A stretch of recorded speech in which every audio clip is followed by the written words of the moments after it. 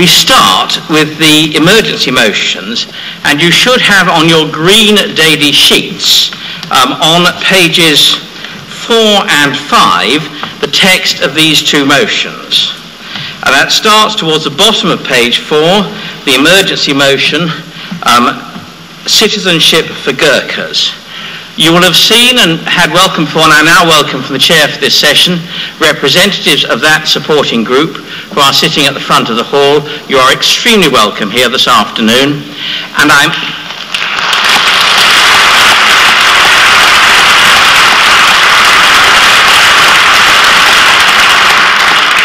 And while Peter Carroll makes his way towards the microphone, I give notice that I am exercising my power as sessional chair with the support of the Federal Conference Committee to call after Peter Tikam-Dradal Dewan, a representative from the Brigade of Gurkhas Welfare Society. Peter Carroll, of course, needs very little introduction. He's a person Michael Howard really has nasty nightmares about. Peter. Thank you, Chairman. We give these people the freedom of our towns and cities. Our politicians proudly stand by and salute their efforts and endeavours. And yet, these people who serve us so well have no right to live in this country as citizens of the United Kingdom. Let's look at who these people are. I'm not talking about retired in the sense that they're elderly soldiers from a long-distant conflict. These are men who fought in Bosnia, Kosovo, Iraq, conflicts in our time as part of our history. Many have served between 15 and 30 years for UK armed forces. I met one man who told me that between himself, his father and his grandfather, he had 80 years of service to the UK Crown.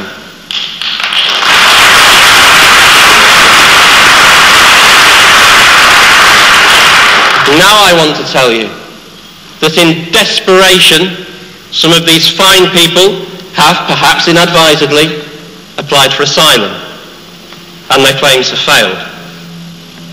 On August the 28th, we, our country, deported Tej Limbu. He had 13 years service as a Gurkha, and his father was a Gurkha before him. I am proud to be associated with this cause, but ashamed to be a citizen of a country that does that.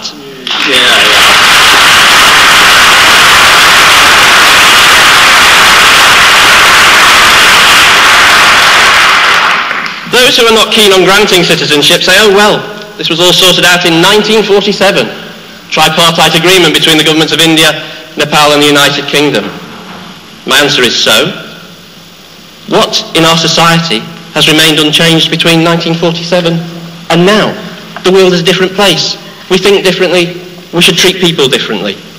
But I would add that a detailed reading of that agreement will show that at no point does that agreement actually say retired Gurkhas can't be UK citizens. Others say, well, Gurkhas are a special case. They should go back to Nepal because they can then spend their wealth in that country and make it richer.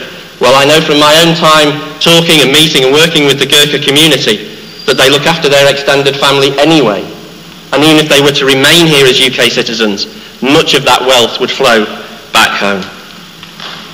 A brief look at the historical context of this. The Gurkhas have served this country well for nearly 200 years. 26 VCs, I believe 13 won by Gurkha soldiers. Why is this an urgent situation now?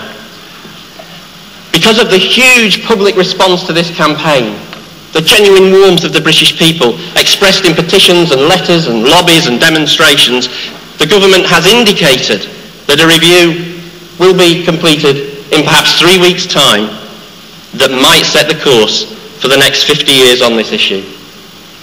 We have to right this terrible injustice, and we have to make sure that the government know that deporting Gurkhas who've served us in this way is despicable and must change.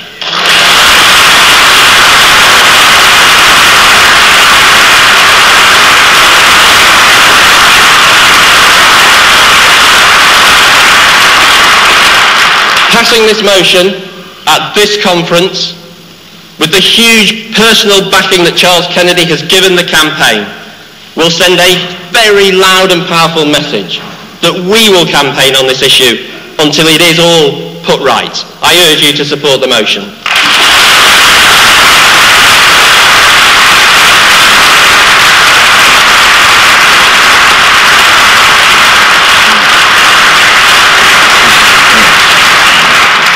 Peter, thank you. Can I ask a double standby, please? Could Baroness Harris stand by to speak after the person I'm about to call, and could Councillor David Simpson stand by to speak after that? There are reasons that you'll understand. Can I now, with great pleasure, call Tikendra Dal Dewan, the representative from the Brigade of Gurkhas Welfare Society, to address conference.